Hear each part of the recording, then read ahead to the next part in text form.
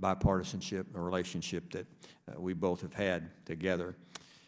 The threat of terrorism remains a deadly challenge for us and our allies around the globe. In the last 4 years, we have seen the ability of terrorist groups, many of which we had thought were defeated, to evolve and attract thousands and recruit others for their violent cause. ISIS, Al-Qaeda, Iran, and all their affiliates and their proxies are very active and waiting in the shadows for an opportunity to strike again. Although we have made much progress against these terrorists on battlefields of Iraq, Syria, Libya, Afghanistan, the gains are fragile. Last week, a report by the Pentagon warned that ISIS fighters have moved underground and are regrouping. Many of those terrorists that were in the Middle East have been run out of the Middle East and have fled to Africa and are regrouping and causing mischief there.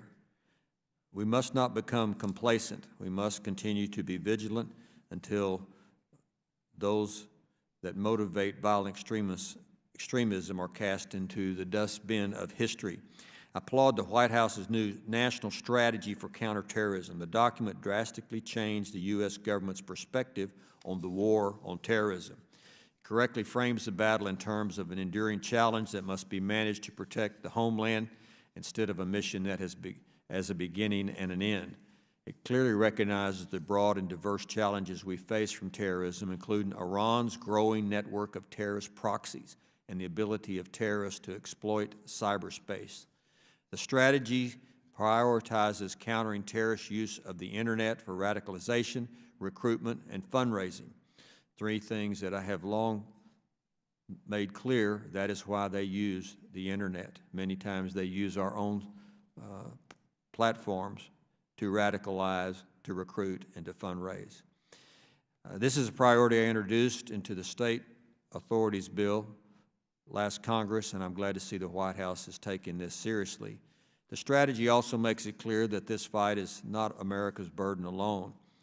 International partners play an important role, and we can empower them by bolstering their capabilities and increasing cooperation. After all, we are all in this together. That's where the State Department's Counterterrorism Bureau comes in. Created in '72 in response to the Munich Olympics attack, the Bureau forges partnerships with foreign governments, multilateral organizations, and NGOs to coordinate and advance U.S. counterterrorism objectives that enhance global security as well as our own. Under that broad mission, it has several core responsibilities, including coordinating strategy across the United States, or rather the State Department and other agencies, conducting counterterrorism diplomacy, building capacity of partner nations to address terrorist threats within their own. Given the enduring threat from terrorism that we and our allies face, it's crucial that the CT Bureau does its job effectively and efficiently. It's our job in Congress to make sure that the American taxpayers are getting their money's worth. When we're talking about millions of dollars going toward programs abroad, the people in my district are right to demand how it contributes to their personal safety and security and the security of our nation. This is all the more important given that the Bureau has been significantly had funding cuts over recent years. With limited resources, every penny must be spent wisely. Example, State Department's Inspector General filed a report last year that found much of the anti-terrorism assistance we had been given to Pakistan was not even being used, including dozens of courses not implemented in Pakistan. I am pleased to hear that the Bureau has since repurposed many of the resources that had been sent to Pakistan to other more worthwhile programs. Effective monitoring and evaluation programs are crucial in spotting what is not working and making changes that do. For instance, we need assurances that the programming initiated and implemented by the CT Bureau to prevent radicalization, that it actually works. Is the Bureau still in the business of, quote, countering violent extremism? If so, has the Bureau developed any mechanisms to prove that such programs are working at all?